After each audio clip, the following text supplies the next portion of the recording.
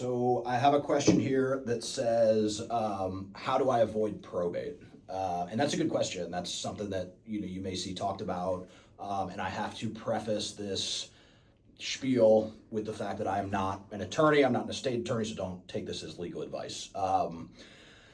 The way that people typically avoid probate is they put the title or deed to their property and their other assets, for that matter, into a revocable trust. So, what a revocable trust is essentially, and I'm kind of boiling this down to, it's a little more complicated than this, but a trust is a different entity than you. So, if you have a house, like let's say you own a house or I own a house, right?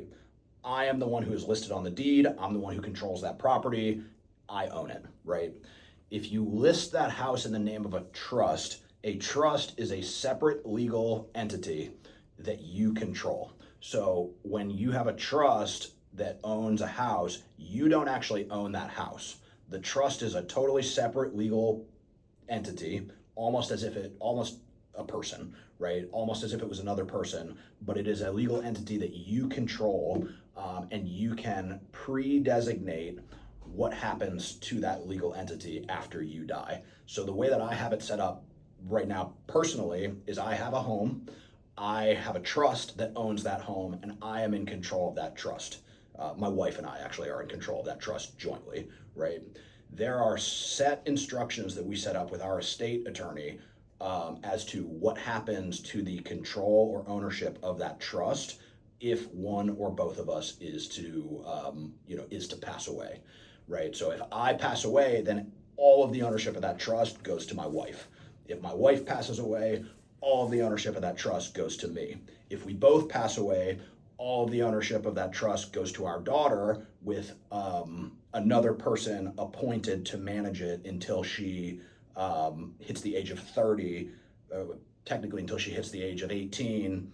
And then after 18, they need to basically be a second signature if she were to want to withdraw any money from the estate.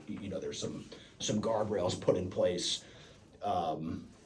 that our attorney recommended. So like that's the way that I have it set up. And what that allows you to do is, instead of, if you own the property individually, right, and if I were to list that the same way in my will, to say, okay, when I die, my daughter is going to get the house, what has to happen before that can actually happen is, the will has to go in front of the court, in front of probate, and there's it's a little more complicated. There's different levels of probate depending on what the value of the estate is and how much money you have when you die. But essentially, a judge has to review that will and make sure that everything is kosher, before they will allow the person that you left all your stuff to actually start selling assets, or taking control of that. It gets tied up, and that can be like a pretty long process depending on the value of the estate. 3, 6, 9 months, depending. There's a lot of factors to it, but your stuff is going to be tied up for 3 months at least. When you have it in a trust, since you don't own that property, the trust owns the property. The court does not have to. The title of that property is not actually changing hands, right? The control of the trust is changing hands. So the court does not have to get involved, because all of that has already been pre-designated in the legal framework of that trust. What happens to that trust after you pass away as the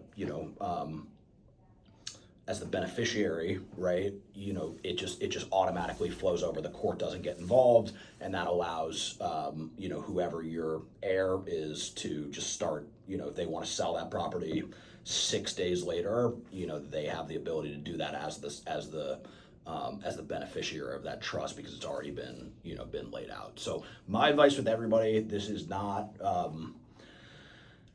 It's a tool in the tool belt. I always recommend to everybody that buys a house, speak with an estate attorney. We spent a couple $1,000s to set this up. Every single asset that I own, my house, any bank accounts, stocks, it is all designated in this trust, basically to avoid the court getting involved, so that it's just one less thing to worry about, so that we know that if my daughter's 3 years old, if my wife, God forbid, and I were to pass away in some sort of tragic accident, we want the people that are going to be stepping in to take care of our daughter. We want them to have access to everything that we have to make sure that my daughter is taken care of adequately. So this is just it's something that we paid some money to set up.